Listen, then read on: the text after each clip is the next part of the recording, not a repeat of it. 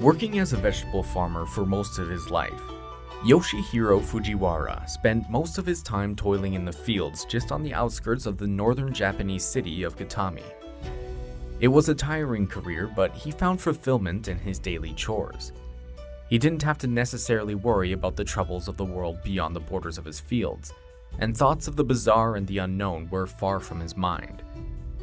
That is, until a quiet night in 1976, when an unbelievable event not only changed his perception of the world around him, but also literally altered his brain chemistry for the rest of his life. Of course, none of this would be intentional. The man in his later 20s was more than happy to have been left alone to go about his daily routine. He enjoyed the simplicity in knowing all he had to worry about falling from the sky was either the rain or sunlight, things that could have an effect on his growing crops and in turn his livelihood. But on an unremarkable evening in April, Yoshihiro turned in earlier than usual in order to get an early rise the next morning. Little did he know he would desperately need those extra hours of rest that night, because a little after 3 in the morning, an unlikely visitor came knocking at his front door. I'm your host Jordan Hopkins, and welcome everyone to Moonlight Lore.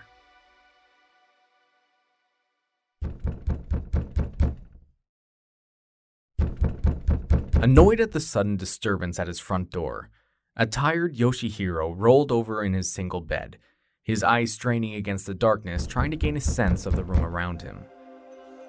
In his mind, a battle raged, trying to decide if it was worth leaving the comfort of his warm bed or seeing who it was.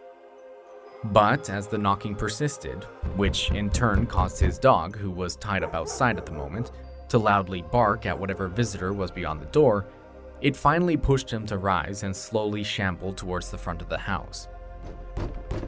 The rapid series of knocks grew more impatient as he reached for the knob.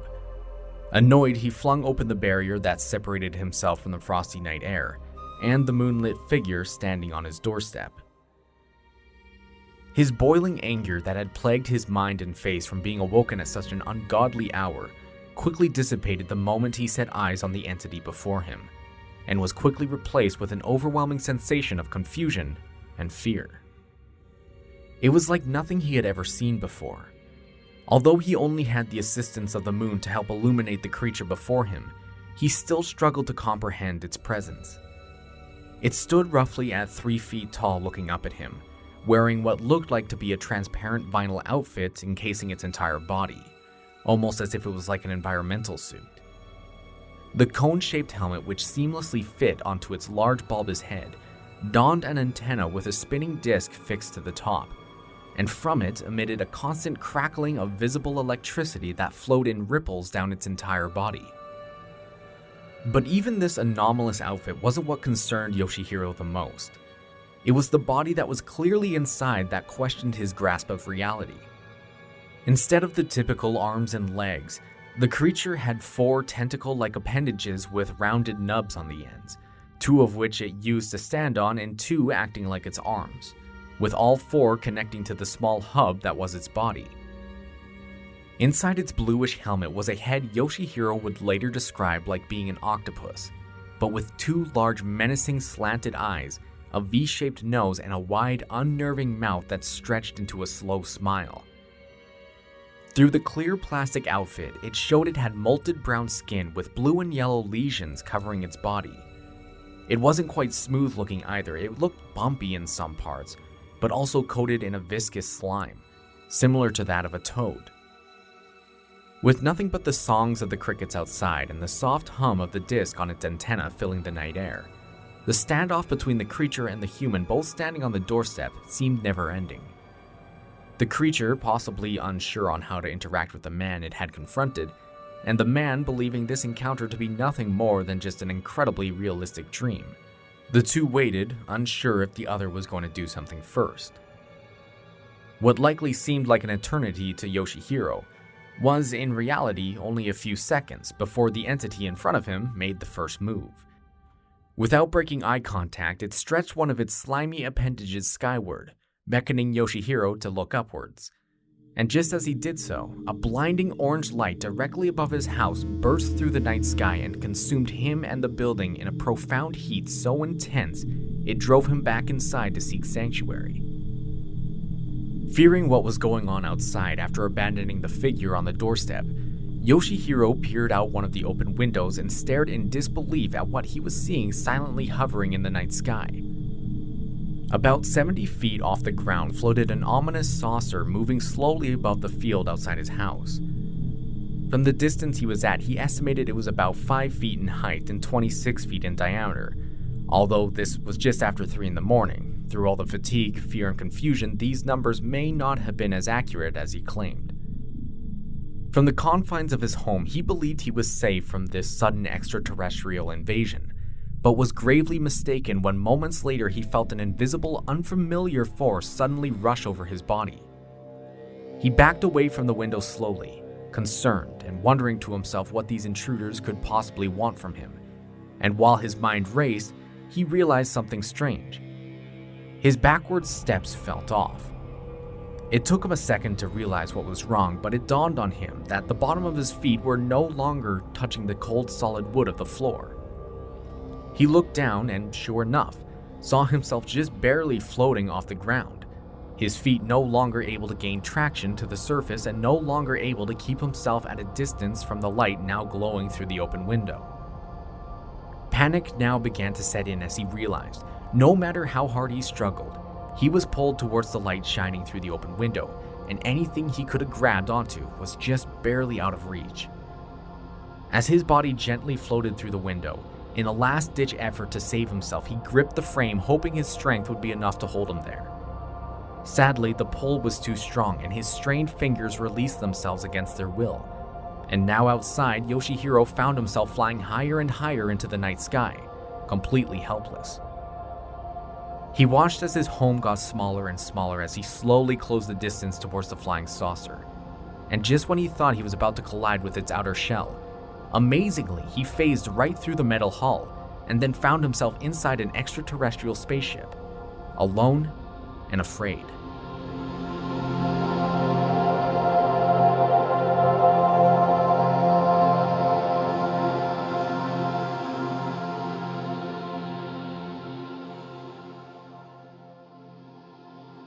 One may have expected, after the ordeal Yoshihiro Fujiwara had already gone through, he might have fainted or had been put in some sort of catatonic state.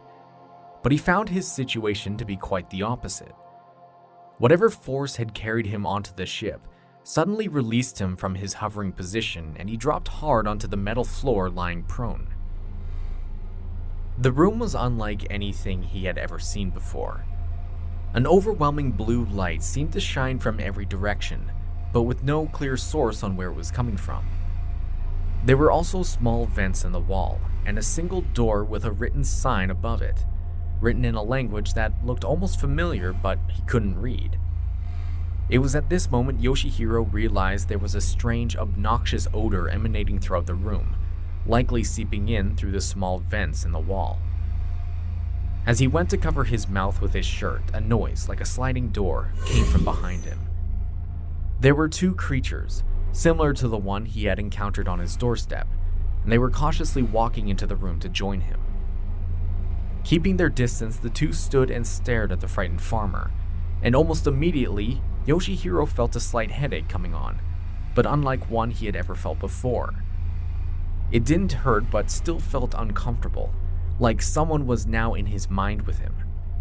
Suddenly, a voice not heard by his ears, but rather through his deepest thoughts, called out to him and said, "No danger. We promise to release you close to your house." These things, with their tentacle arms outstretched towards him, attempted to grab onto his body and hold him in place, but the sudden intrusion into his mind understandably set the scared man back into another adrenaline-filled frenzy.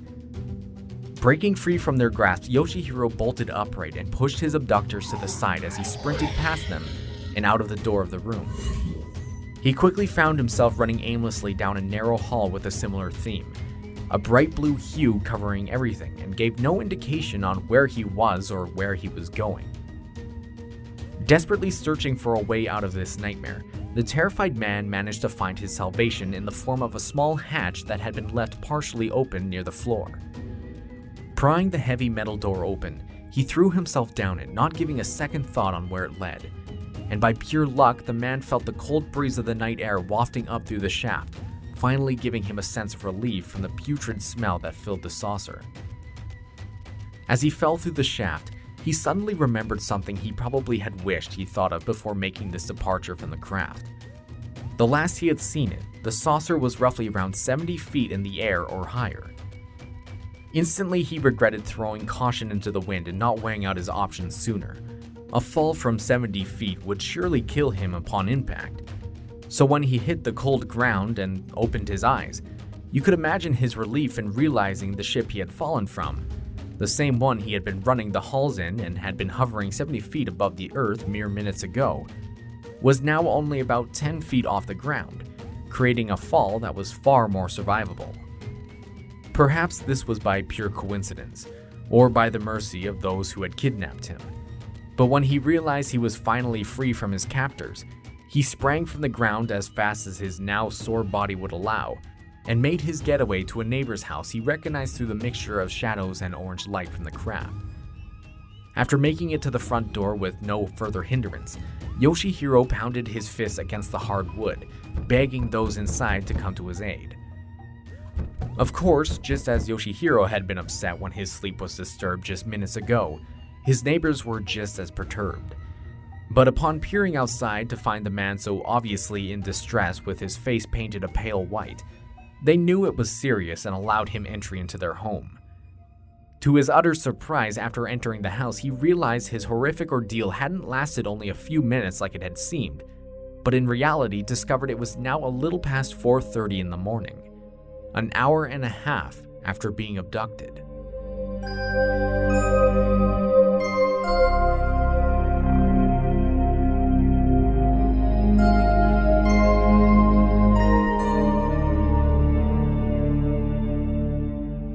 Yoshihiro was likely up for the rest of the night, waiting nervously for the sunrise to finally come. On the first break of light, he thanked his hosts for their hospitality and, still shaking slightly, walked back to his house 3 kilometers away. His front door was slightly left ajar and the window he had floated out of was still open, so with as much caution as the situation called for, he likely armed himself with a gardening instrument nearby and entered the cold, dead house. Every creak and every shadow presented Yoshihiro with a new threat. He was sure the creature he had greeted at the door was going to be hiding in his house waiting for him.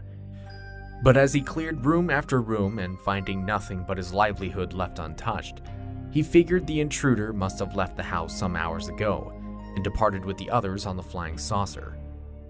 Still though, although he was awake most of the night, the foreboding feeling at the back of his mind told him he still wasn't safe, that they would eventually come back. He struggled to stay conscious, but his exhaustion was catching up with him fast. Thinking perhaps just a short sleep during daylight hours wouldn't be the worst thing in the world, Yoshihiro sat back down on his small bed, fixing his pillow and blanket from the previous night.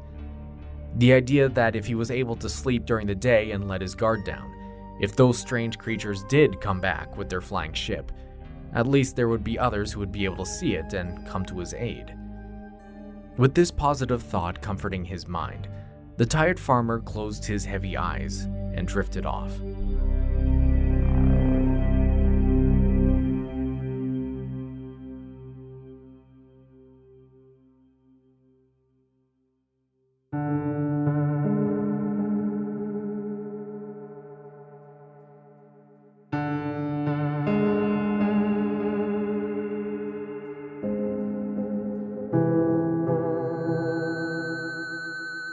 An excruciating ringing in his ears forced the drowsy man out of his slumber. Reaching up for the sides of his head, Yoshihiro desperately grasped both ears, attempting in vain to silence his infliction. Immediately, he noticed the room was draped in darkness once more. He had overslept and night had fallen. The sharp pain making its way through his ear canals and then up into his brain was interrupted by the burning sensation casted over his fingertips. Whatever was happening to him, it was nothing he had ever felt before.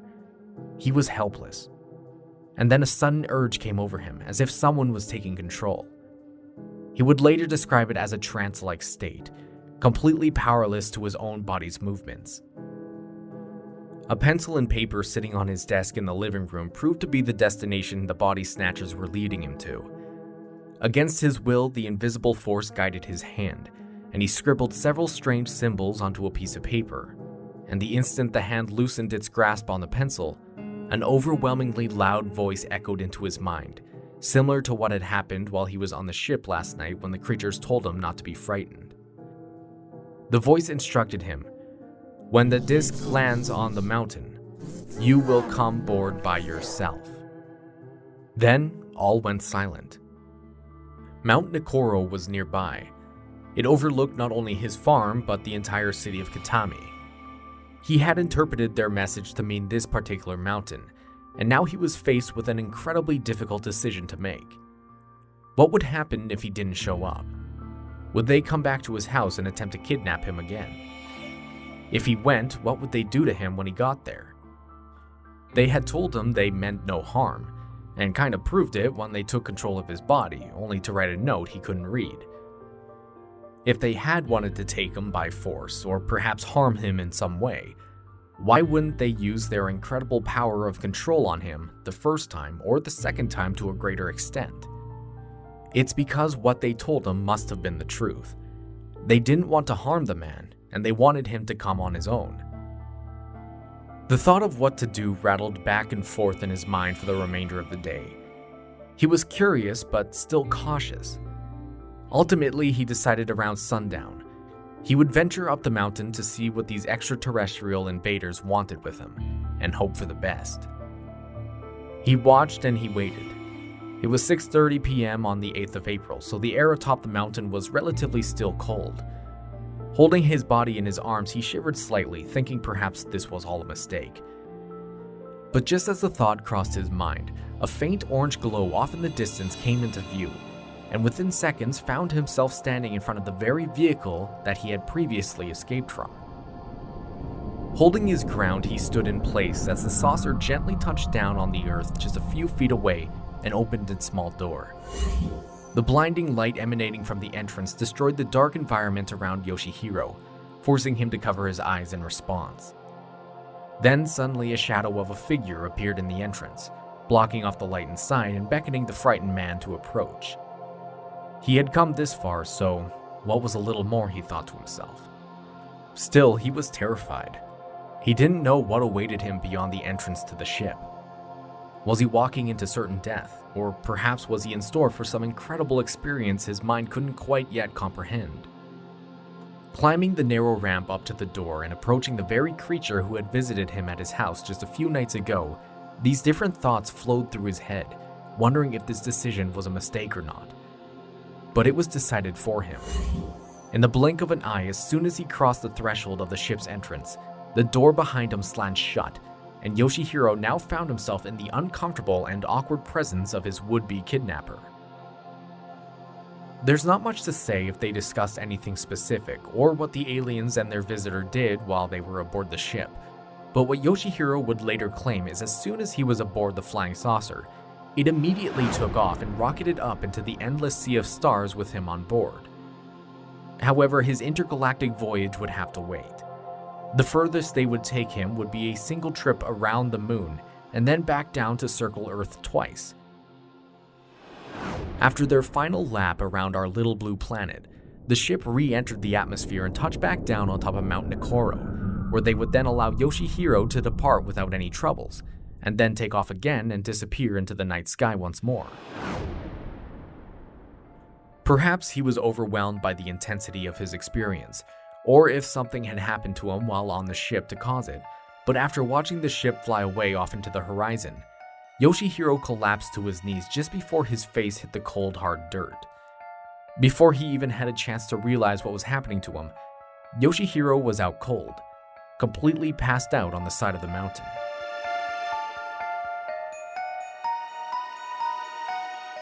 Thanks to a bit of forethought on Yoshihiro's part, before he had ventured up the mountain to meet the visitors, the farmer had mentioned to a few of his friends he would be heading up there, and if he did not return by morning, to come search for him. to which they eventually did, upon finding out he had not yet returned by sunup, and they set out to find their lost friend. It took a few hours, but they managed to find the man still passed out on top of the mountain. And from that point on, after taking him home to rest, it took Yoshihiro several days for him to recover from his ordeal.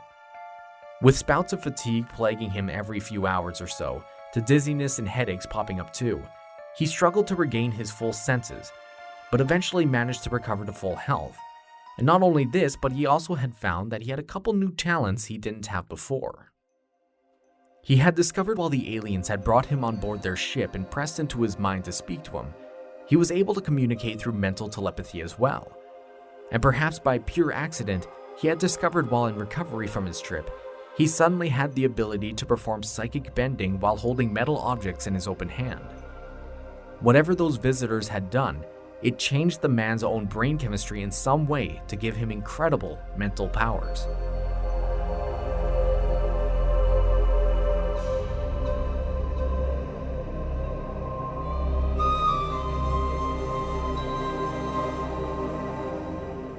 A few days would pass by without Yoshihiro hearing from his new friends. Although he attempted to reach out several times by use of his new powers, he never got a response. That is, until April 13th, a solid week since his first interaction with the creatures on his doorstep. They once again returned to the now excited and not fearful farmer, and brought him on board their ship once more for another ride into the cosmos. This trip would turn out a little different than before. With what must have been with incredible speed, the flying saucer departed Earth, and within hours arrived on the doorstep of Earth's big brother in the solar system, the massive red giant which guards our planet from the deadly asteroids looking to destroy our world. The humble farmer from rural Japan gazed in amazement as he stared out the spacecraft windows at the violent storms of Jupiter swirling around as they are wont to do. As amazing of an experience this would have been, the most incredible part was still yet to come. His hosts left Jupiter's orbit and navigated even further away from Earth, eventually drifting through Saturn's rings and cresting over the planet's largest moon, Titan, where they landed their craft. Curious about why they were there, Yoshihiro watched from the window as one of the tentacled aliens departed the craft, walked around for a few minutes on the moon's surface, and collected a rock resting at its feet. The reasoning escaped the man. It didn't really seem like the alien was all that interested in it, but regardless, it carried the small stone back onto the ship with it, and they launched off the rocky surface and headed back towards Earth. It was during their voyage home the creature who had journeyed onto the surface of the moon approached Yoshihiro with one of its slimy arms outstretched, and with the same unnerving grin, handed the small rock to the very bewildered but overly excited man. He had just received a gift that not only solidified his friendship with these beings from another world, but also one that would prove to those back home he had indeed traveled to a foreign celestial body. When he finally arrived safely back on Earth, his departure this time was far less taxing on his body than it had been previously. He bid his extraterrestrial friends goodbye and made his way back home with the rock firmly in his grasp.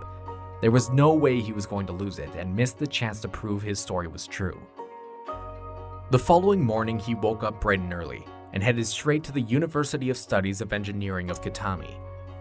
It's here he may have sounded like a complete lunatic, claiming he had a rock in his possession from the famous moon of Saturn, and the scientists were understandably confused and very doubtful.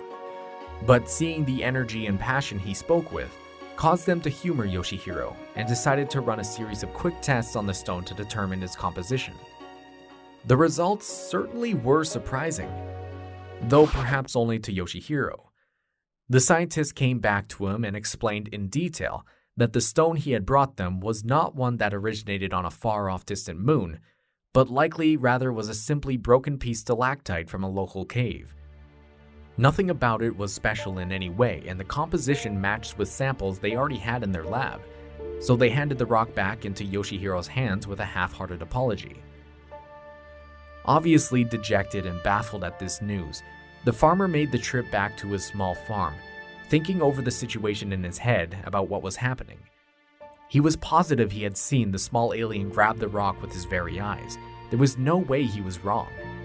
This was not how he had expected this situation to go, so as he got home, using his mental telepathy, he attempted to reach out to the creatures he believed were his friends, but to no avail. Time would go by with no further visits from them. As the days and nights passed on, only to eventually turn into weeks, Yoshihiro ended up finding himself becoming the talk of the town, and eventually the talk of the nation. One might have believed, with all the ridicule from the public that often follows stories like these, Yoshihiro may have attempted to lie low for a while to avoid the public. He, however, chose to take an alternative path. He doubled down on his story, constantly sticking to it every time someone attempted to question him. Eventually, he began referring to himself as the Summon Call Space Union, or SAMCALL for short, but refused to elaborate on what this title actually meant. In time, he claimed he was able to re-establish communications with the entities from beyond the stars, and also claimed his mental capabilities had grown so powerful, he was able to prevent natural disasters like earthquakes or volcanic eruptions, all with just a single thought. Most impressive of all, he was also claiming he had the ability to teleport himself to a distant world or star 250 million light years away in the span of only 6 minutes. And that he also had 3 separate UFOs on retainer that he would use to fly around the galaxy to explore at his leisure. While he was at home, he would park or hide the spacecrafts inside the Hidakai Mountains, likely inside of Mount Tomarushi, a dormant volcano where he claimed to travel through to get into the hollow earth with the spacecraft, and then prevent eruptions and destruction. In other words, Yoshihiro continued on with this narrative for years after his alleged initial introduction to the alien life forms. And for years, he was either unwilling or unable to provide proof of their existence or proof of his so-called mental powers. There were some, however, who came forth and mentioned they had witnessed strange lights in the sky during the same time Yoshihiro claimed to have been having his encounters. A young high school student who was asleep at the time of the first encounter mentioned after hearing Yoshihiro's story that she was awoken by a brilliant light flashing through her bedroom window, waking her from her sleep. But as it was 3 a.m, she hadn't given it much thought and simply fell back asleep. There are some other claims floating around that there were others who were present to witness the farmer's psychic powers firsthand, or had seen the UFO flying through the sky. But like the high school student, they remain unidentified and cannot be used as credible sources to confirm this entire event.